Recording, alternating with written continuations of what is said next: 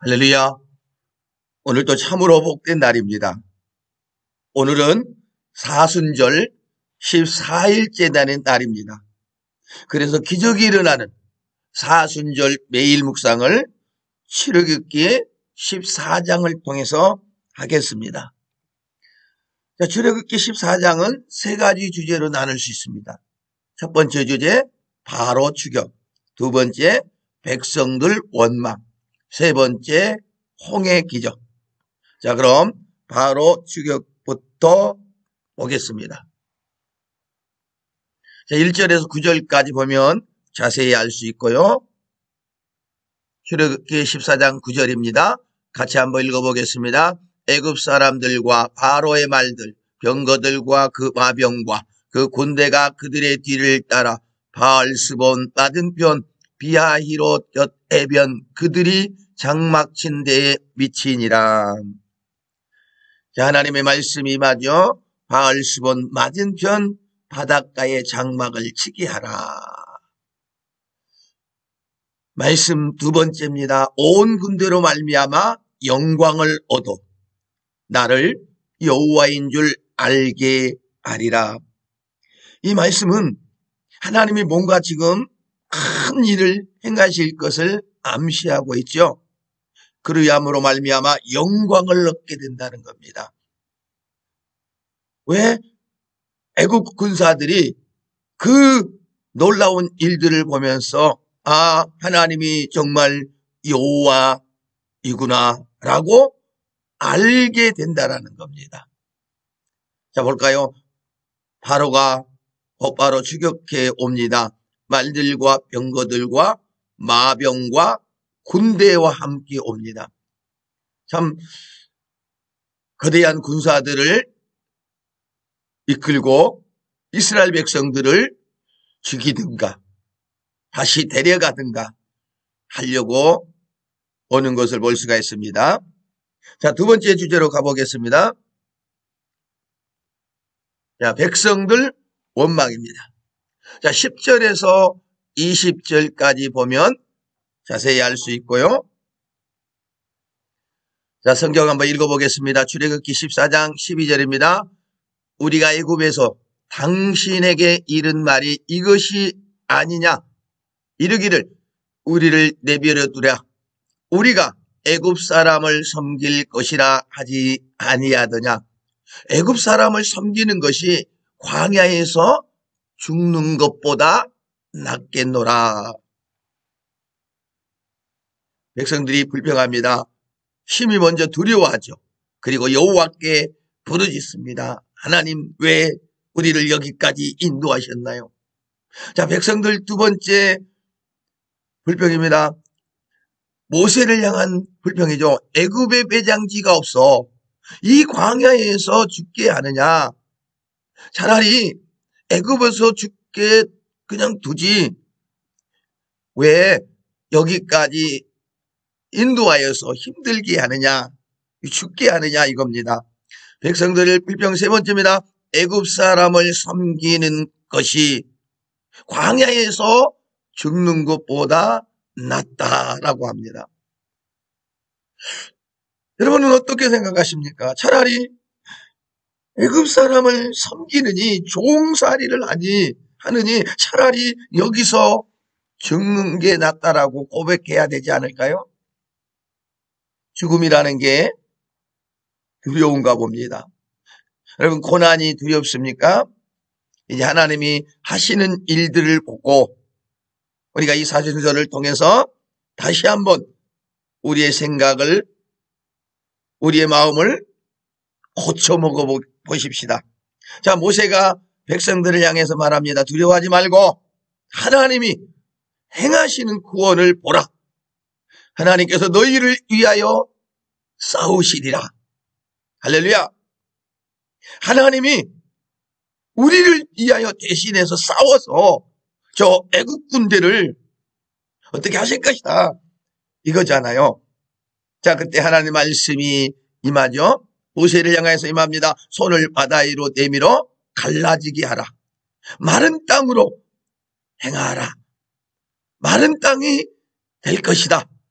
너희들은 그 길로 행하라. 이럽니다. 자, 상황 첫 번째 볼까요? 앞에 가던 하나님의 사자가 뒤로 옮깁니다. 앞에 지금까지 하나님의 사자가 그들을 인도했다는 거죠. 자, 그럼 오늘날 우리의 삶 속에도 우리 앞에 누가 계신다? 하나님의 사자, 성령. 그 하나님이 계심을 보았으면 좋겠어요.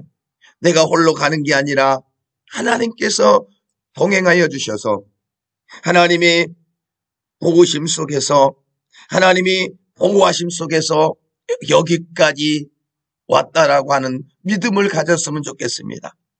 상황 두 번째 보니까 구름 기둥도 옮겨 애굽진과 이스라엘진 사이에 이른다는 겁니다. 자, 구름 기둥이 옮겨가지고 애굽의 군사들이 진친 곳과 이스라엘이 진친 곳의 사이에 딱 이른다는 겁니다. 그러면서 저쪽에는 어둠이고 이쪽에는 빛이다라고 말합니다. 애굽 진영은 어둠이고 이스라엘 진영은 빛이다. 그래서 애굽 군사들이 이스라엘 진에 이르지 못했다라고 합니다. 여러분, 지금 우리가 사는 지역은 빛입니까? 어둠입니까? 어둠이라고 생각된다면 나의 믿음을 한번 점검해 봐야 될 것입니다. 빛이라고 생각되어진다면 희망이 있다라는 거 아닙니까? 하나님이 함께 하시고 하나님이 우리에게 길을 내신다는 겁니다. 광야에 길을 내시는, 사막에 각을 내시는 그 하나님의 은혜가 임하고 있다는 사실을 기억하면서 오늘날 이 어려운 상황을 잘 극복하면서 하나님의 귀한 일들, 큰 일들을 계획하면서 준비하실 수 있기를 주님의 이름으로 축복합니다. 자, 세 번째 주제로 가보겠습니다. 홍해 기적입니다. 자, 21절에서 31절까지 보면 알 수 있습니다. 자, 뿌리 구절이죠. 출애굽기 14장 21절입니다. 모세가 바다 위로 손을 내밀매 여호와께서 큰 동풍이 밤새도록 바닷물을 물러가게 하시니 물이 갈라져 바다가 마른 땅이 된지라. 아멘. 결과를 볼까요? 큰 동풍이 밤새도록 바닷물을 물러가게 하신다는 겁니다. 누가요? 하나님이 밤새도록 일하신 걸 볼 수가 있습니다. 그리함으로 마른 땅이 되었다. 이 마른 땅은 누구를 위한 마른 땅입니까? 똑같이 마른 땅이었지만 이스라엘 백성들은 생명의 땅이고 애국 군사들에게는 죽음의 땅이었음을 볼 수가 있습니다. 자, 하나님의 은혜가 임합니다. 바다 가운데를 육지로 걸어가고, 그러니까 마른 땅 위로 걸어가고 물은 그들의 좌우에 벽이 됐다. 여러분, 하나님이 물을 좌우에 벽이 되게 하셔서 이스라엘 백성들을 안전하게 지금 건너가게 하신다라는 사실입니다. 그때 또 군사들이 그걸 보고 생각 없이 뛰어들었을까요? 말들과 병거들과 바병들이 추격하여 바다 가운데로 들어가죠. 자, 그때 어떤 상황이 이루어집니까? 상황을 보니까 병거 바퀴가 벗겨서 달리기 어려워 도망가자. 야, 우리 도망가자. 이러다 우리 죽겠다라고 합니다. 여러분, 진퇴양난이라는 말이 있잖아요. 나갈 수도 없고 물러나갈 수도 없는 그런 상황. 자, 애국 군사들에게 이런 상황에 이르는 것입니다. 자기들이 들어오기는 들어왔는데 스스로 나갈 수 없다라는 겁니다. 자, 그래서 다시 하나님 말씀이 모세에게 임합니다. 손을 바다 위로 내밀어 다시 흐르게 하라. 왜? 내가 사랑하는 이스라엘 백성들은 지나갔고 애국 군사들이 다시 나오려고 하기 때문이라는 겁니다. 자, 결과 물이 회복되어 바로의 군대가 하나도 남지 않았다라고 말씀합니다.